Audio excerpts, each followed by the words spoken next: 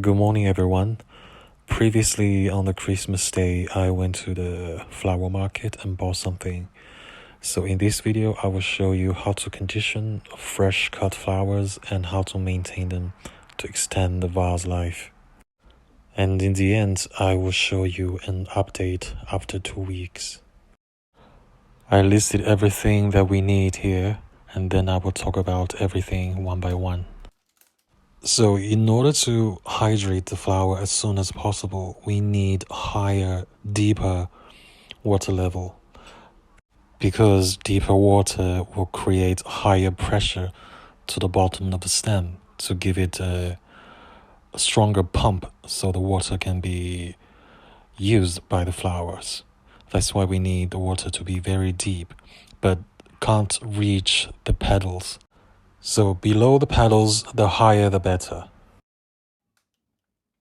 Step 2 is to add several drops of bleach into the water to disinfect it. Also, the flower in the water will be disinfected as well. This will help to extend the vase life when the flowers is put into the vase.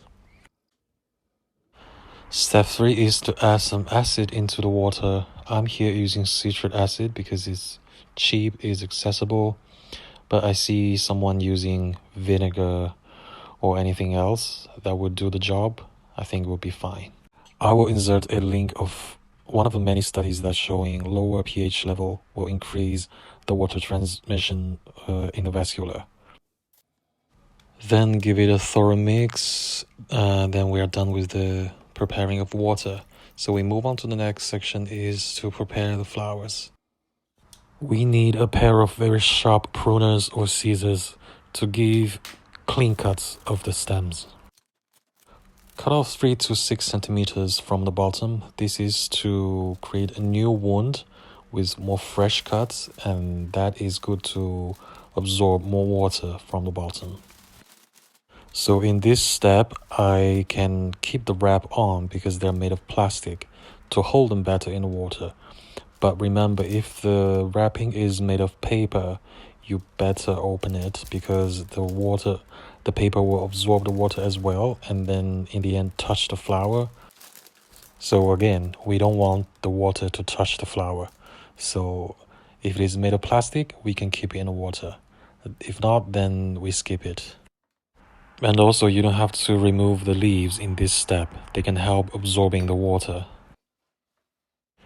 And next step is to prepare the clean vases. They have to be clean as your drinking glass so that we could minimize the reproduction of the bacteria and fungus.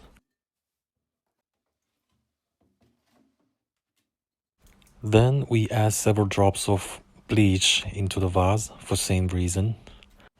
And then we add a pinch of sugar in each vase.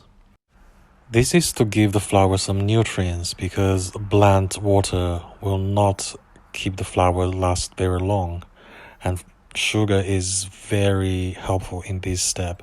For all the flower food that you can find in the market, they all contain different types of sugars or glucose. Then we fill the water into the vases. The water level varies, depends on the flowers that you put into it. We will talk about that in the end of the video. But now just filling the water.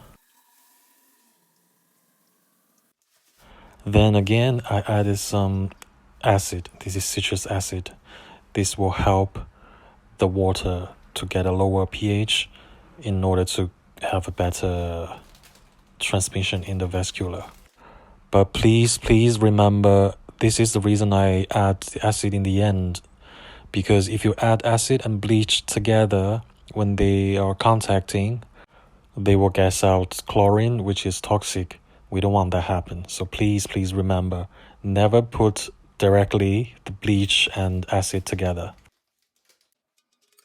We mix them thoroughly and wait. So 6 hours later, let's check. The chrysanthemum looking good. The roses are also plumed. This buttercup in the end is very bad. Spoiler alert, they didn't last for 2 days.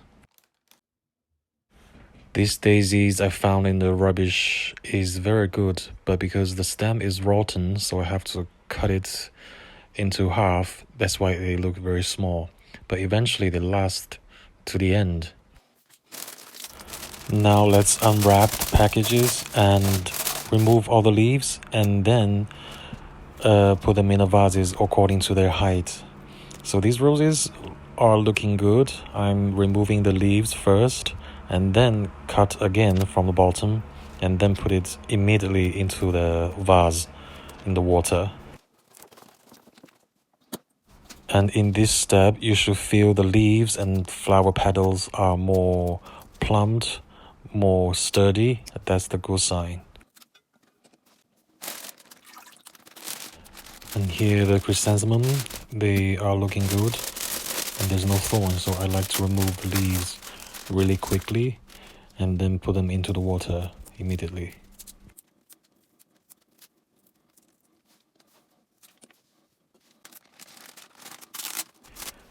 For tulips, you can remove the leaves by snapping them or cutting them off, but don't tear it from the top to bottom to create a bigger wound. Just snap it and then again cut from the bottom and put in the water. You can cut the tulips a little bit shorter because they will actually grow taller in the vase. And then this disaster, this black buttercup, I was very disappointed. I tried my best to do it and they only lasted for 2 days until their stems becoming soft and bended, so I have to dispose them. But usually a good quality buttercup will last at least 2 weeks. Okay, now this is an update after 11 days of the roses. As you can see, the water is very cloudy. I didn't change them at all. I was really busy these days. You can see from the stems, there are some shootings from it. It's okay. It doesn't mean it guarantee you will root them successfully. But to remind you, this is a discounted rose, poor quality, and the last 11 days, so I'm quite happy with it.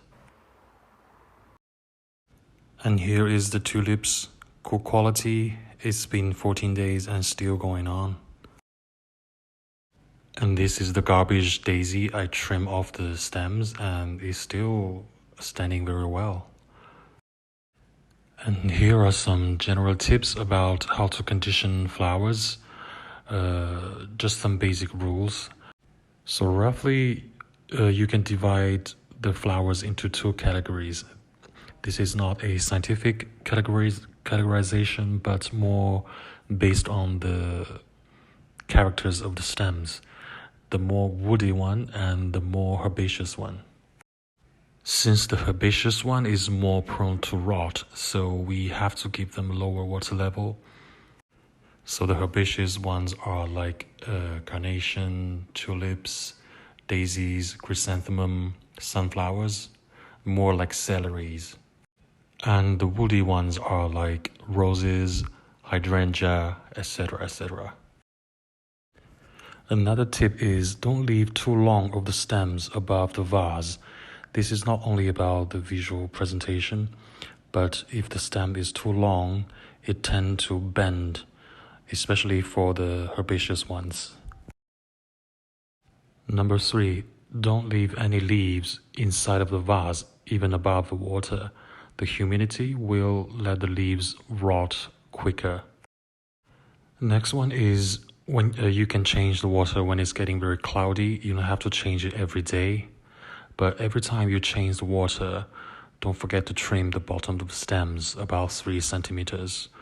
This will increase the ability for the stems to absorb more water so they can stay longer. The last tip is about the temperature. So the cooler the temperature is, the flower will last longer. So in summer, they usually last very short. 1 week is my maximum. And in winter, of course, they last longer. But if you want them to stay longer, you can put them in a cooler area in your place. So thank you for watching my video. See you next time.